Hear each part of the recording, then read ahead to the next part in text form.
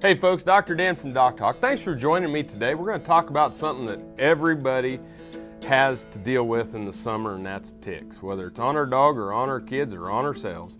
Stay tuned and enjoy the show.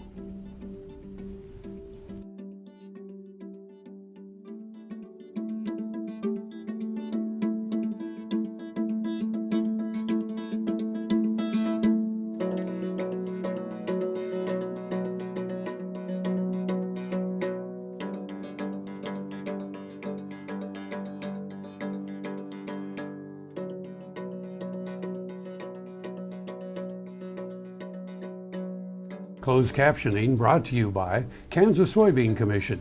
The Soybean Checkoff Progress, powered by Kansas farmers. This segment brought to you by Kansas Regenerative Medicine. Your stem cells, your health, your life. Hey folks, welcome to DocTalk. Dr. Dan Thompson here. We're going to talk about ticks. And it's not something I'm an expert in, but it's something that I have a lot of experience in because I find a lot of them.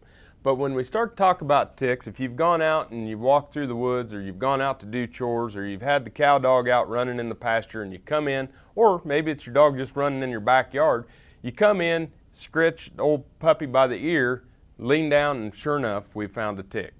Now, there are many different types of ticks, but the three that we're going to talk about today are the American dog tick, the brown dog tick, and we're going to talk about the deer tick, because these are the ones that are most common, and these are the ones that are causing the most problems as far as the health of our dogs and of human beings. But the first thing we need to understand about ticks is that they have a life cycle. So the tick life cycle is something that people don't normally understand. They think that, well, a tick just pops up and it grabs a hold of me and it gets big and drops off. But really, these ticks have a life cycle, and they are what we call a three-host life cycle. What that means is that the eggs from the tick are laid in the grass, and it takes about 30 to 35 days for those eggs to hatch. Once those eggs hatch, they go through different stages where they molt from larva to nymph to adult. And in between those stages, the tick has to attach to a host. So the tick eggs hatch into larvae. The larvae then quest, and questing means to hang upside down from a tree branch, and when the dog or you walk by, they drop off and grab a hold. Or they may be hanging upside down from a piece of grass, and as you brush across it, they will grab a hold. Ticks can move up to 20 meters, and they will use odor and different things to move towards you and find you, or find your pet. So, the life cycle. The eggs are hatched 30 days after they've been laid. We have larvae, which then quest to find the first host, which is generally a rodent or something to that nature. They will grab a hold of that host, they will engorge, and they will molt. And they will molt from the larva stage to the nymph stage, and they will drop off of that host and go back and quest again. When they grab that second host and engorge for 10 to 13 days, they are then molting from the nymph stage to the adult stage. They'll then drop off of that intermediate host and they'll look for the final host, which generally, if it's the American dog tick or the brown dog tick, it's looking for a dog. Okay? But these will also attach, these dermacenter will also attach to humans, and the deer tick will also find the final species, grab a hold of, and they engorge. Now, when the big females engorge on blood, they get full of eggs. They will then drop off, lay their eggs, and die. So the big brown ticks, the big round ones, are the ones that are full of eggs. They're going to drop off and they're going to die. And so there's the lifestyle of the ticks. More to come after these messages.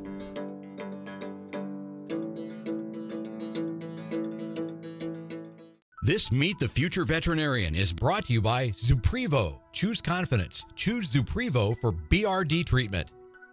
Aaron Schaefer grew up on a dairy farm in Illinois. After attending Parkland College and the University of Illinois, he was accepted into the College of Veterinary Medicine at Kansas State University. Graduating in May 2015, Aaron and his wife, also a graduate of K-State's College of Veterinary Medicine, are starting a large animal ambulatory practice in Northeast Kansas. As fourth-generation farmers themselves, Heinen Brothers Ag Service understands the risk and rewards of farming. So when it comes to quality aerial and ground application, fertilizer, ag chemicals, and anhydrous ammonia, call Heinen Brothers Ag today, 800-760-4964. No matter where, no matter why, the Veterinary Health Center at Kansas State University is committed to providing quality patient care to animals and exceptional customer service to their owners. From routine checkups to emergency and specialty care, our world-renowned specialists and experienced professionals are here to discover, to teach, and to heal. Let us know. How can I help? How can we help? Valley Vet Supply is devoted to providing information and professional quality products at reasonable prices. Valley Vet Supply. Watch Ag AM in Kansas online at agaminkansas.com. DocTalk, brought to you by Santa Fe Trail Meats in Overbrook, or visit us online at sftmeats.com. Hey folks, welcome back to Doc Talk. Dr. Dan Thompson here, and we've been talking about ticks.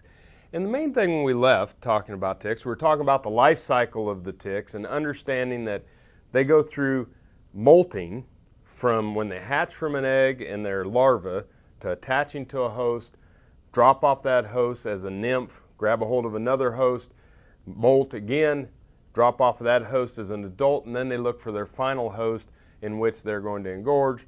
They'll drop off, lay eggs, and continue the life cycle of a 3-host tick. And I think people don't understand that it doesn't just grab a hold of one person or one animal and end its life. So there are 3 main types of ticks that we're talking about. We're talking about the American dog tick, the brown dog tick, and the deer tick. And all 3 of them have different characteristics and live in different habitats. The first thing is identification of them, and when you look at them, the smallest of the 3 species is going to be the deer tick, okay?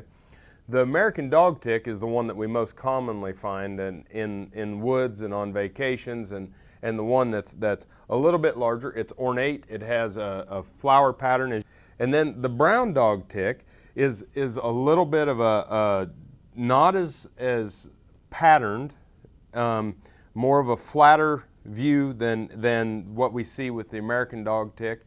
And then finally the smaller one, the deer tick, that is the one that is most famous for causing Lyme's disease in humans.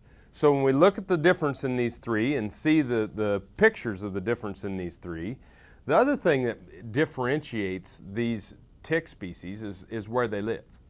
And when we're thinking about the American dog tick, or dermacenter, that tick is going to live in grassy areas, young forests, down around water areas, water gaps, and things to that nature. One species of the American dog tick actually lives more in elevated areas and in Rocky Mountains. And that's the dermacenter tick that will cause the Rocky Mountain spotted fever. When we think about the Rhipsocephalus, or the brown dog tick, this one is not able to overwinter. It likes to live in kennels. It likes to live in areas of buildings, places where it'll lay its eggs. It doesn't necessarily have to lay its eggs in grass. It can lay its eggs on the premise, and they can survive there. So the brown dog tick, we're going to be looking more around old buildings. We're going to be looking around places where they can overwinter, where they can get away from the cold, harsh temperatures, and might be more in proximity of your house or of your dog kennel or your barn. The deer tick is one that likes to live in deciduous forests, or likes to live where there's areas of timber. So it's going to be looking for those maple and oak trees and living in more of the mature forest areas. So we've taken a look at what they look like. We've taken a look at the habitat in which they live in. When we come back, we'll talk a little bit about some of the diseases that they can cause. Broadband has become as important to us as highways. That is why DocTalk is teaming up with NTCA, the Rural Broadband Association, and rural broadband companies like Blue Valley Telecommunications in fighting for quality broadband access through the program Smart Rural Communities. I don't think we have any idea what's coming in the future. I couldn't have imagined 5 years ago what we're doing today. So in 2 years, I would guess there's things we can't imagine that we're going to be doing. To learn more, visit ntca.org/smart or bluevalley.net. This hog is Hanover hoof for meal made from U.S. soybeans. Now, one hog isn't that impressive, but suppose we add another, and another, and another. Before long, you've got billions of hungry customers around the world all clamoring for the same thing. Our soybeans. Learn more about the billion-dollar appetite of animal agriculture at BeyondTheElevator.com. Brought to you by America's soybean farmers and their checkoff. The Kansas Wheat Innovation Center in Manhattan is rediscovering ways to get improved varieties and new genetics in the hands of farmers faster. Grower-led and checkoff-funded research initiatives are bringing about positive change. This grassroots leadership provides a strong voice in Topeka and Washington, D.C. Now is the time to partner with Kansas Wheat in moving wheat forward. Kansas Wheat Commission and Kansas Association of Wheat Growers. Farmers investing in their future and yours. Log on to rediscoverwheat.org. I'm Dr. Frank Lyons, a physician here at Kansas Regenerative Medicine Center. As one of the only standalone stem cell centers in the U.S., we use your stem cells as therapy for arthritis and some autoimmune diseases. I'm Dr. Andrew Pope. Here at Kansas Regenerative Medicine Center, utilizing the latest technology under strict protocols, we're able to harvest your stem cells from your own fat to treat a variety of medical conditions. The best part about it is, it's a same-day surgical procedure and requires no general anesthesia. Here's another gardening tip with Annette Jackson from Jackson's Greenhouse. Well-designed container flower gardens bring beauty to your home, at your entry, on your patio, or placed in a special spot in your landscape. Let Jackson's help you select the correct plant combinations which will add the color and style you need and that will survive the summer to provide beauty till frost. Our annual flat sale is going on now. Choose a flat of 4 packs for just $18.99. Jackson's Greenhouse has what you need today.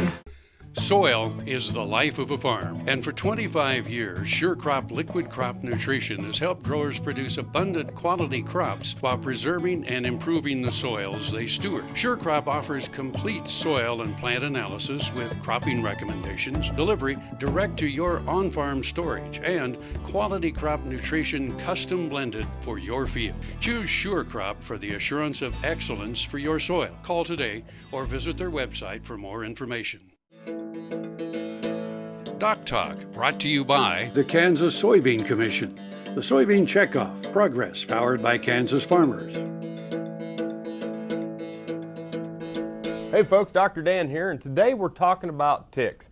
And it's something that we all have had visited routinely when we spend time in the outdoors, whether we're talking about ticks on ourselves, ticks on our dogs, ticks on our cattle, ticks on about anything. And you know, you always want to get the tick off and you want to make sure that you remove it properly. But there are some reasons why we don't want to have ticks get on us or get on our pets, and that's because they can be transmitters or vectors for different types of diseases, blood-borne pathogens.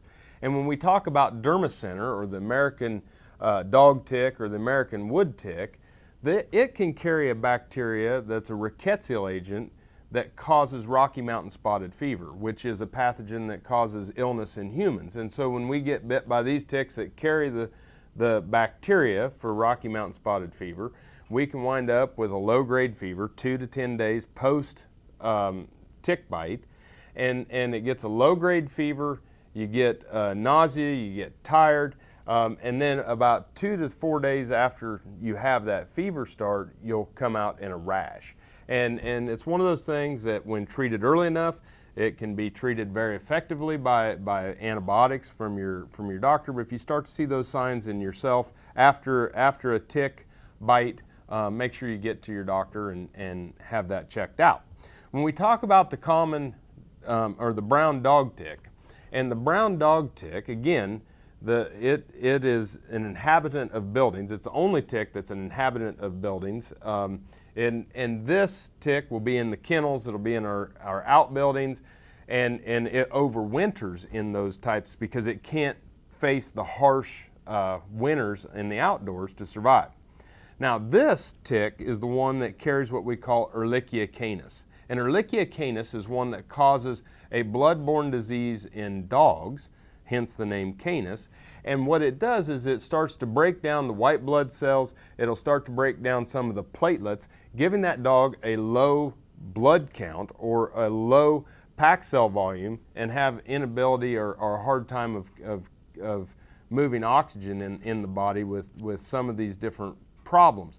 So when we have problems with Ehrlichia, the dog will run a fever. It will be very lethargic. It won't want to get up. It won't be itself. But it's easily tested in your veterinary clinic. Make sure you work with your veterinarian, have this in your annual well check, get an Ehrlichia test on your dog, easily treated, easily prevented. The last species that we talked about was the common deer tick. And again, this is the smallest tick that's out there. And this one is going to be in the woods. And it's more of a east of the Mississippi issue in our big deciduous forest, but it's creeping west and we see it more and more. This is the tick that carries the Borrelia species of bacteria or the species that causes Lyme's disease. And Lyme's disease is something that is commonly described as getting that bullseye type lesion where it's red and that from that tick bite. And if you start to see that bullseye type lesion, you start to feel achy, start to feel sick, fever, make sure you get to a doctor. But understanding that these 3 ticks that we talked about today, 3 different species, 3 different environments, different types of diseases, more on ticks in the wrap-up after these messages.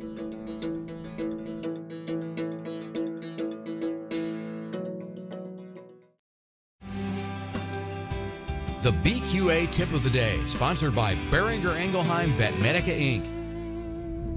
Hello folks, Dr. Nels Lindberg here from Great Bend, Kansas with Production Animal Consultation and Animal Medical Center. Today's BQA Tip of the Day, we're going to talk about pen surface management. And pen surface management doesn't just have to do with feed yards, it has to do with cow-calf producers that have any sort of pens, stockers, starter yards, and feed yards. We all need to do a great job of taking care of our pen surfaces. We can often forget about them. We have many other things to take care of, but again, we want to maintain an excellent pen surface for these cattle. It's good for their welfare, it's excellent for animal health, and if we don't take care of them, can also negatively impact animal performance. We must groom these pens periodically. Pen populations, how often cattle are in them, will often dictate that. Bedding cattle will dictate that. If we're feeding them big round bales and pens, will dictate that. But again, we want to have a clean, dry pen surface for these cattle. Whether it's a cow-calf herd and baby calves, feeder cattle, stalker cattle, whatever it may be. If we have a lot of buildup, whether it's manure or feed particle or bales, bacteria, viruses sit in there and they continue to cohabitate and infect new cattle or the same cattle or baby calves, creating unhealthy situations for all the animals. Let's do the right thing, take care of these pen surfaces, groom them frequently, and make them look like this pen right here. Thank you much.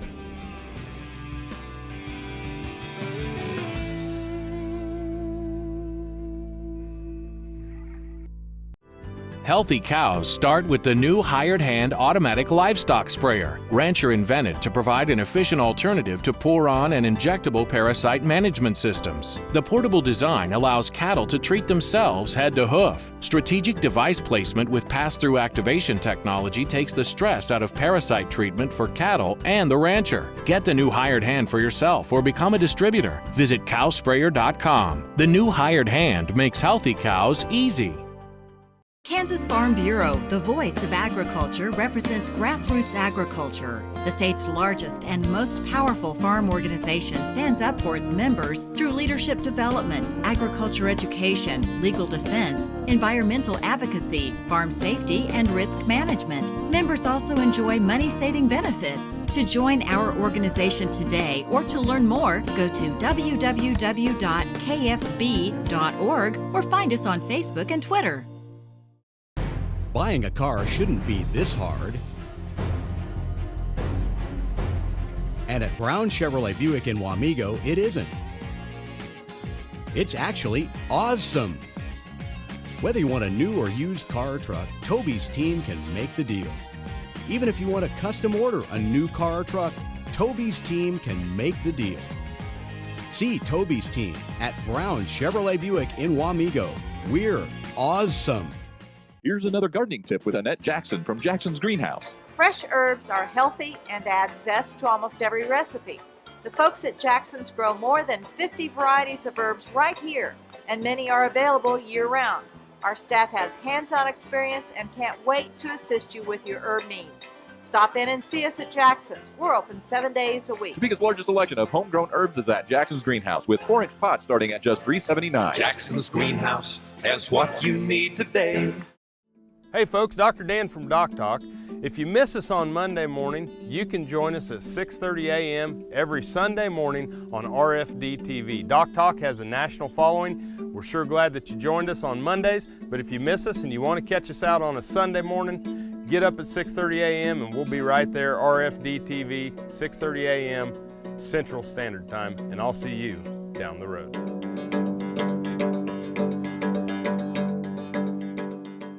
Watch Ag AM in Kansas online at agaminkansas.com.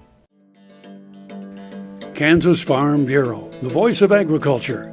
To join today or for more information, go to kfb.org or find us on Facebook and Twitter. Hey folks, welcome back to DocTalk. I'm Dr. Dan Thompson here from the Veterinary College at Kansas State University, and you're watching DocTalk. And you know, we really enjoy y'all watching the show and spending time with us. It's you have a lot of options on things that you can watch, and we're glad that you choose to spend some time with us. And the other thing I really enjoy is when I'm out and about in the country and out and about doing meetings across the United States or around the globe, somebody will come up and say, hey, I saw you on DocTalk. And don't ever hesitate to come up and say hello and introduce yourself. I love to meet the people that are watching it. Thanks a million for watching the show. But let's get back to ticks. One of the things about ticks that we've discussed, and as we left, you know, Lyme disease is not just something that humans can get. Dogs can also get Lyme's disease. So if your dog is, anytime that your dog is exhibiting what we call ADR, ain't doing right, okay? Whenever your dog is lethargic, or if they start to decrease their eating, or they have a change in their feeding patterns, those are times when you want to start to work with your veterinarian and start to make sure that, and tell your veterinarian about the clinical signs, or if you've picked ticks off your dog, or if you've just been camping, or the dog has been in an environment, something to visit with. And whenever you're talking about Lyme's disease or Ehrlichia canis in your pet, the one thing you want to make sure is that you're working with your veterinarian on a couple of different areas. One is you want to make sure you go in for that animal's well check, okay? And so when you're going in there for your vaccinations and things to that nature, you want to talk to your veterinarian about ticks. You want to talk to your veterinarian about ehrlichiosis and about things to that nature. If you're in an area where there's a lot of brown ticks, or if you're in an area where there's a lot of deer ticks, you may talk to your veterinarian about the opportunity to have testing done to make sure that your dog has not been affected or is not currently affected and having subacute clinical disease that's caused by these ticks that we see in these problems. If you have an acute problem, of course, get your dog in and get it looked at right away. Now, the next thing that you want to talk to your veterinarian about is working up a plan to prevent ticks in two different ways. And the first one is decreasing the habitat in which your dog is exposed to. Now, if you have a house dog and you're looking at decreasing it in your yard, you want to make sure that you're mowing the grass, that you're pruning trees, increase sunlight into your yard. All of those types of things can help decrease tick populations out and around your house. There are many different products out there that are available, whether it's through collars or through pour-ons, that working with your local veterinarian will help you find the proper tick control, understand the tick species, understand, you know, we can't keep all the ticks from getting on your dog or cat. We can't keep those types of things from happening, but maybe we can reduce the number of ticks that get on our dog, cats, kids, and ourselves. Thanks for watching DocTalk. Thanks for joining me today. I hope you enjoyed our discussion on ticks. It's been enjoyable to me. Remember, always work with your local veterinarian. If you want to know more about what I do here at DocTalk, you can find me on the web at www.vet.ksu.edu. Thanks for joining us today. I'm Dr. Dan Thompson, and I'll see you down the road.